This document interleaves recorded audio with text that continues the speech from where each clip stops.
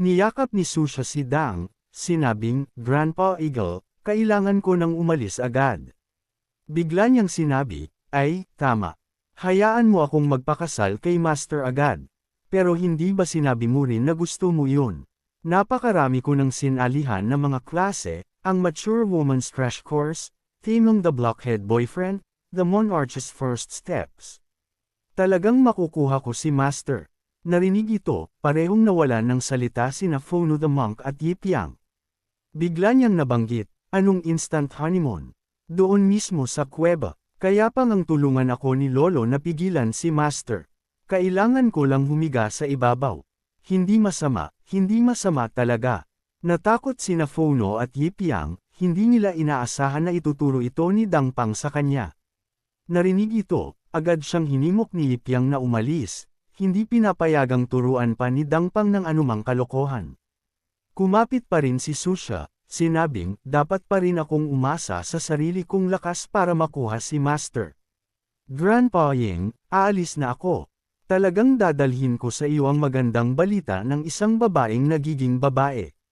Sa ibang eksena, lumapit si Tang Siyang upang batiin si Lulo, matagal na tayong hindi nagkita. Tiningnan siya ni Lulo nang walang sigla. Alam niya kung bakit siya naroon. Dinala ni Master si Susha para sa special training. Maling oras ang pagdating mo kung hinahanap mo siya.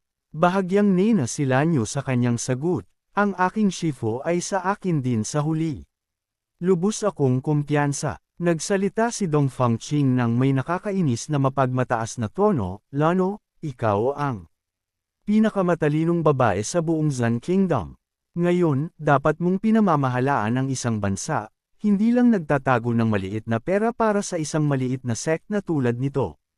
Naintindihan nila niyo ang kanyang intensyon at buong tapang na tumanggi, noong nakaraang beses, nagbebenta ng mga trinket sa Arctic lands at ang ideya mo na maging masama ako at pamunuan ang buong kingdom kasama ka, tumanggi ako. Nagpakita ng mapagmataas na ugali si Dong Fangqing, hindi sa gusto kong maging masama ka, kundi magiging masama ka sa kalaunan. Si Yipiang ang nagpapagaan ng loob mo, sinasabing ang mga demonic mark sa iyong kamay ay sanhi ng labis na enerhiya. Naniniwala ka ba dito? Naisip niya ang nakakatakot na imahe ni Lanyo at ipinahayag ang kanyang opinyon, bagaman hindi ko alam ang iyong pinagmulan, kalahati ng dugo sa iyong katawan ay dugo ng pinakamalakas na demon na nakatagpo ko. Tatalikuran mo ang iyong pagkakakilanlan bilang tao at magiging isang demon sa kalaunan. Sa panahong iyon, titingnan ka ng lahat bilang isang monster, gaano man kalaki ang mundo, wala kang mapupuntahan. Buong tapang na tinanggihan ni Lanyo ang kanyang alok, ayos lang. Kahit natingnan ako ng mundo bilang isang monster, sapat na natinanggap ako ni Master bilang isang disipulo. Mabilis na napagtanto ni Dong Fangqing na ang pinakamalaking kahinaan ni Lanyo ay si Yipiang. Si Yipiang ay natural na paprotekta sa iyo, ngunit makakaya mo bang hayaan siyang protektahan ang isang demonic disciple na tulad mo at maging kaaway ng mundo? Bahagyang natarante si Lanyo, naguluhan sa mga salita ni Dong Fangqing. Habang nagsasalita siya, mas lalong naalala ni Lanyo ang kanyang malungkot na pagkabata. Alam ko kung bakit ka desperado na kumita ng pera, dahil alam mo na mula pa sa pagkabata na balang araw ay magiging isang demon ka, magiging isang monster. Bago ka maging isang monster, kumita ka na ng sapat na pera para sa iyong Shiji at Shim upang mabuhay ng ligtas sa magulong mundong ito. Mga imahe at salita ang kumikislap sa isip ni Lulo, Lulo, maghahanap ako ng paraan para malutas ang problema sa pera. Hinding-hindi ko hahayaang magutom ang lahat. Nagsimulang magsalita si Dong Fangqing ng isang nakamamatay na pangungusap, na naging dahilan upang maging hindi matatag ang spirit ni Lulo. Ngayon na pinuprotektahan sila ni Yipiang, maaari ka nang umalis dito. Ang iyong pag-iral ay magbabante sa kanilang kaligtasan sa hinaharap. Nakita na hindi na kasing stable ang spirit ni Lanyo tulad ng dati, sinamantala ni Dong Fangqing ang pagkakataon at sumugod pa sulong. Makipagtulungan ka sa akin, bulong ni Dong Fangqing sa tainga ni Lanyo, hinimas ang kanyang baba at nilambing, hahayaan kitang maging isang tunay na queen. Tayong dalawang queens ang mamamahala sa buong kingdom ng magkasama.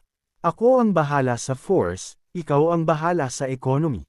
Una, tulungan mo akong maging isang god, pagkatapos ay magiging isang god ka, pagkatapos ay pareho nating pakakasalan si Yipyang at maglilingkod sa kanya ng magkasama. Hindi madaling naloko si Lanyo, sinuntok niya siya, tumahimik ka. Hindi lang tumanggi si Lanyo, kundi mas naging determinado pa kaysa kay Dong Fangqing, huwag mong sayangin ang iyong enerhiya sa pag-akit sa akin. Hindi ako magiging queen o god. Ang kailangan ko lang sa buhay na ito ay maging masters first. Biglang tumawa ng malakas si Dong Fangqing, madaling iniiwasan ang palm strike ni Lanyo. Lano, matalino kang tao. Ang iyong Great Tribulation ay wala pang 3 taon. Pinayuhan kitang magplano para kay Yipyang ng maaga. Galit si Lanyo, pinagalitan siya, Dong Fangqing, baliw na babae. Dapat mong unahin ang sarili mong problema. Kung hindi ka makipag-ugnayan sa aking master sa loob ng 1 taon, iyon ang iyong tunay na tribulation. Narinig ito, nawalan din ng salita si Dong Fangqing. May kabaitan pa rin siyang mag-alala tungkol sa mga gawain ni Yipyang. Tungkol sa pagliligtas sa Ancient Demon Army sa pagkakataong ito, sabihin mo kay Yipyang na maging lubos na maingat. Sa pagkakataong ito, nagising na ang Ancient Demon Monarch. Hindi lang ito nagtataglay ng kapangyarihang sirain ang mundo, kundi mahusay din itong mang-akit ng mga puso ng tao. Narinig ko na ang buong Rain Kingdom ay nasa kanyang mga kamay ngayon. Naisip ni Lanyo na hindi kailangan ng kanilang mga gawain ng tulad niya na mag-alala at agad na lumipad palayo. Ang kaguluhan ng Rain Kingdom, natural na papayapin ito ng aking Wuji sect. Ang outsider na tulad mo ay hindi kailangang magsayang ng pagsisikap. Aalis na ako. Bumaba si Dong Fangqing at ikinaway ang kanyang kamay sa pagpapalam, tumakbo ka ng mabilis. Batiin mo ako sa iyong Shifu. Nag-isip si Lanyo, hindi pa rin niya babanggitan ang usapin ng pagiging masama sa master. Ayaw niyang mag-alala ang master tungkol sa kanya, tungkol sa malayong hinaharap. Ngayon, ang pagharap sa kaguluhan ng Rain Kingdom at pagbawi sa Great Tribulation ng mga Ancient Demons ang pinakamahalaga. Nahanap ang lokasyon ni Master, tumalon si Lanyo na may sigaw. Ligtas na nakalapag si Lanyo. Si Yipyang, naghahanda na kumain ng isa pang cherry, ay lumingon at nagtanong, Lano, saan ka nagpunta? Hindi niya sinagot ng detalyado, tanging malabo lang ang sagot para hindi siya mag-alala. Master, nag-usap lang po ako tungkol sa negosyo ng kaunti. Casual na kinain ni Yipyang ang natitirang cherry. Ngayon na bumalik ka, tara na. Habang ngumunguya, inutusan niya ang kanyang mga disipulo, target Rain Kingdom's Royal Capital. Ang pagpapakalma sa kaguluhan ng Rain Kingdom ay isang pagsusulit din para sa inyong lahat. Sabay-sabay silang sumagot, Opo, sir. Maliwanag, sa Royal Palace ng Great Rain Kingdom, isang hukbo ang nakatayo sa labas na nagbabantay sa palasyo at 3 tao ang papasok sa palasyo upang magpakita ng pagmamahal. Nagdadalamati siya sa kanyang mga kaibigan sa tabi niya. 3 araw na mula nang bumalik sa Royal Capital at ayaw pa rin akong makita ng aking ama. Dahil ba hindi ko nakilala ang sect leader ng Wuji sect, ang honorary disciple ng aking ama. Hindi siya masaya, nakita siyang ganoon, inalaw siya ng taong katabi niya, hindi. Busy lang ang king sa mga opisyal na gawain, lalo na sa madalas na aktibidad ng mga demon kamakailan, na nakakapagod sa kanya. Bukod pa rito, hindi mo ba ibinalik ang token ng Wuji sect? Speaking of the token, inilabas ni Tuubayan ang meat cleaver sa kanyang kamay. Bumantong hininga rin ang taong katabi niya, hindi alam kung ano ang sasabihin. Lubos na walang magawa ang 3. Bigla, nagsalita ang eunuch, inimbitahan ang 3 sa palasyo, princess at 2 envoys, pumasok po kayo sa bulwagan. Sabay-sabay silang pumasok sa palasyo, walang kamalay-malay sa lubhang kalunos-lunos na eksena sa likod ng mga pintuan na ito. Ama, nakabalik na ako. Pagkapasok nila, lahat silang 3 ay nagulat, hindi makapaniwala sa realidad sa harap ng kanilang mga mata. Patay na ang emperor. Ama, patay na ang mga officials, nakakalat sa lahat ng dako. Hindi napigilan ni Tuubayan ang kanyang luha. Paano ito nangyari? Isang grupo ng mga monsters ang nasa likuran niya. Nagsalita ang isa sa kanila, Tuubayan, nakabalik ka. Naramdaman ng dalawang tao sa tabi niya ang panganib at ginawa ang lahat upang protektahan ang princess. Princess, bumalik ka, National Preceptor. Ikaw, si National Preceptor Baon ay may kasuklam-suklam na ekspresyon, ang King of Rain Kingdom ay may kasalanan. Nakipagsabuatan si Tuubayan sa Great Pangdiman, nagtataksil sa sangkatauhan. Ang kanyang krimen ay hindi mapapatawad. Inamin na niya ngayon ang lahat ng may sala na mga opisyal na nagprotekta sa Great Pang ay pinatay. Tuubayan, ikaw ang kanyang anak, may sasabihin ka ba? Narinig ang kanyang kasuklam-suklam na mga salita, hindi nagpigil si Tuubayan at minura siya sa kanyang mukha.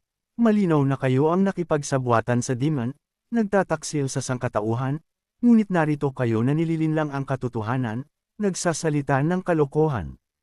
Hindi rin napigilan ng envoy sa tabi niya, umasa kayo sa mga demons. Kayo ay mga historical sinners ng sangkatauhan.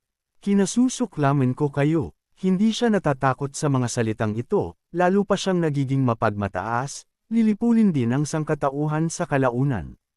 Mawawala din ang kasaysayan. Kailangan mong intindihin kung paano umayon sa panahon. Hindi sila mga demons kundi mga gods.